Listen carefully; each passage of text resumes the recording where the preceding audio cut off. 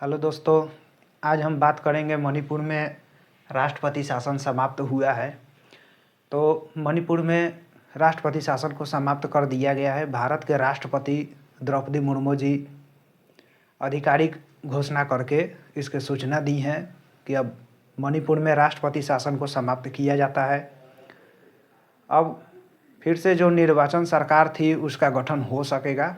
यहाँ पे 1 साल बाद इसे ख़त्म किया गया है। राष्ट्रपति शासन मणिपुर में 1 साल से लागू था, तो उसको 1 साल के बाद ख़त्म किया गया है। ये द्रौपदी मुर्मू जी ने घोषणा किया है कि अब मणिपुर से राष्ट्रपति शासन को ख़त्म किया जा रहा है। बीरेन सिंह की सरकार थी यहाँ पे।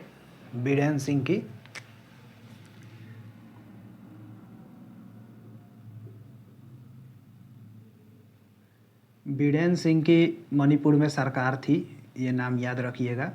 बीरेन सिंह की मणिपुर में सरकार थी पहले। अब इनका गठन फिर से अपना सरकार बना पाएंगे।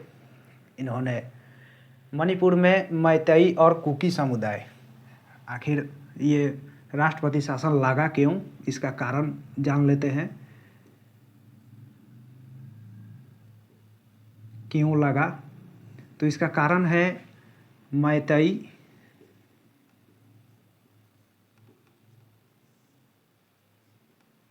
और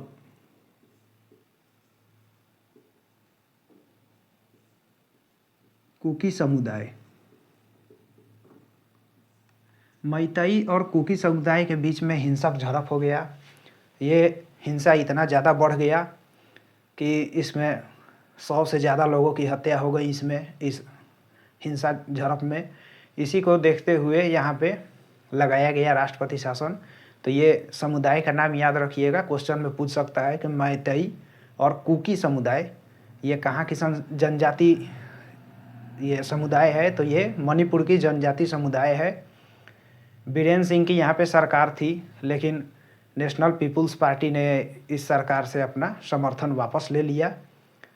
नेशनल पीपुल्स पार्टी यहाँ की जो सरकार थी बीरेन सिंह के साथ समर्थन में थी।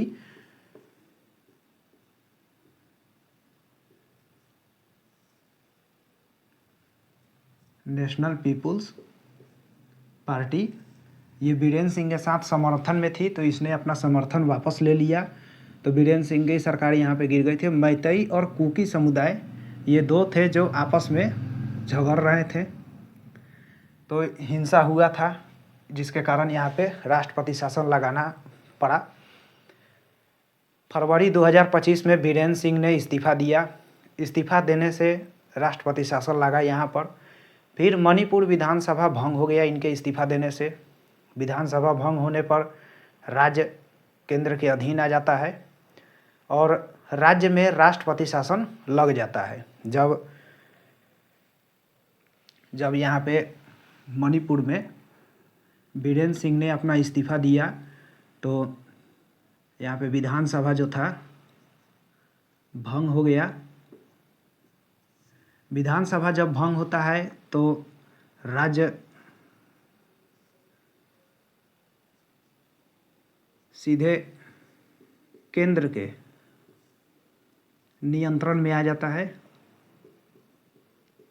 ये याद रखिएगा कि जब विधानसभा भंग होगा तो राज्य सीधे केंद्र के नियंत्रण में आ जाएगा और राष्ट्रपति शासन यहाँ पे लगेगा।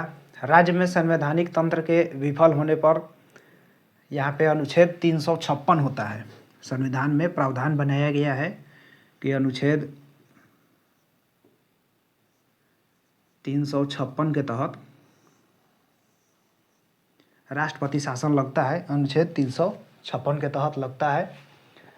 ये प्रावधान बनाया गया है हमारे संविधान में। इसे राज्य आपातकाल या राष्ट्रपति शासन भी कहा जाता है। राज्य में राष्ट्रपति शासन लगने का आधार जो है वो 3 है। पहला है 355, ये अनुच्छेद है। राष्ट्रपति शासन लगने का जो राज्य में प्रावधान है, एक है अनुच्छेद 355, दूसरा है 356 और तीसरा है 365। अब हम बात करेंगे कि 355 में क्या है। 355 में प्रावधान किया गया है कि केंद्र सरकार को यह सुनिश्चित करने का अधिकार देता है कि राज्य का जो सरकार है वो संविधान के अनुसार नहीं चल रहा है। तो ये इसमें किया गया है कि राज्य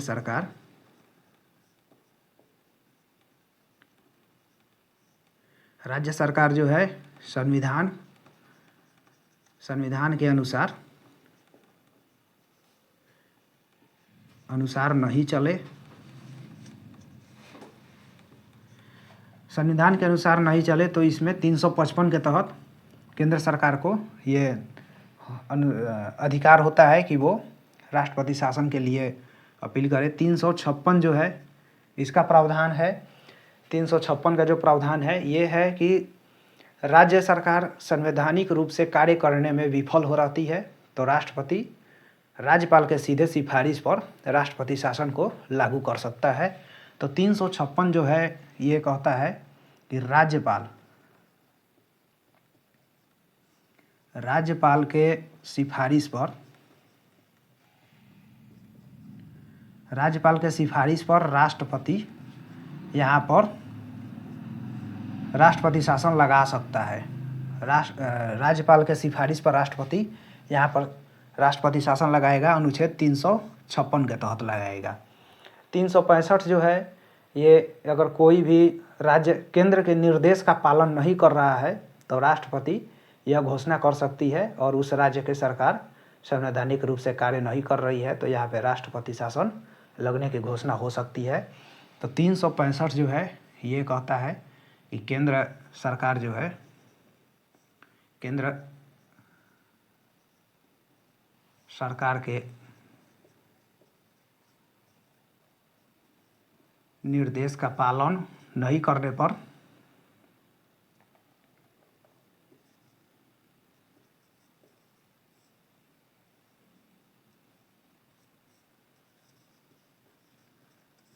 (365) कहता है कि केंद्र सरकार के निर्देश का पालन नहीं करने पर यहाँ पे राष्ट्रपति शासन लगाया जा सकता है। तो ये 3 आधार होता है राष्ट्रपति शासन लगाने का।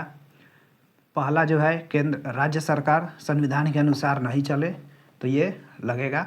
356 के तहत राज्यपाल के सिफारिश पर राष्ट्रपति शासन लगता है।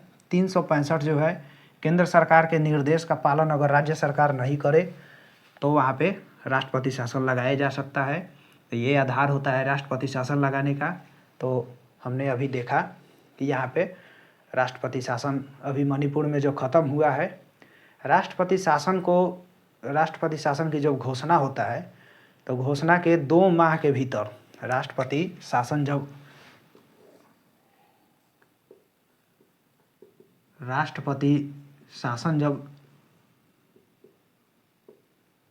लागू होगा तो 2 माह के भीतर संविधान के दोनों सदन से संसद के दोनों सदन से संसद के दोनों सदन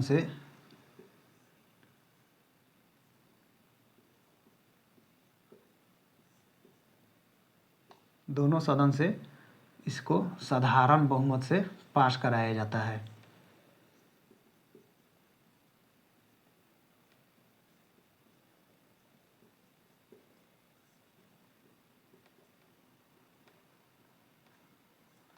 साधारण बहुमत से पास कराया जाता है और पास हो जाता है तो राष्ट्रपति शासन लागू हो जाता है। तो ये हमने राष्ट्रपति शासन कैसे लागू होता है, कौन कौन से अनुच्छेद संबंधित हैं, ये हमने देखा यहाँ पे। और ये जाना कि मणिपुर में अभी जो राष्ट्रपति शासन समाप्त हुआ है वो कैसे समाप्त हुआ है, क्यों समाप्त हुआ है और लगा कैसे था, ये हमने अभी देखा।